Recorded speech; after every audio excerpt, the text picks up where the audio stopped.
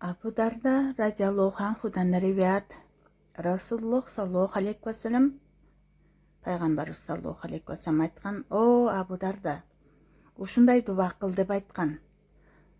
Subhanallohi velhamdülillahi ve la ilahe illallahu vallahu ekber. Себеби дуба жана зикирлер түбөлүккө калуучу солих амалдар жана сооптор, дарактын жалбырагы төгүлгөн сыяктуу булар да адамдын күнөөсүн төгөт. Булар жаннат казыналарынан болуп эсептелет. Пайгамбарыбыз саллаллаху алейхи ва саллям бул сөздөр туурасында ушундай деген: Аллахтын улуулугун, бийиктигин эстетүүчү, эске салуучу сөздөр. Subhanalloh, elhamdülillah, la ilahe illallah сөздөрү. Булар арынын үнүнө окшош зыңылдап үн чыгарып арштын айланасында айланып эсин эстешет.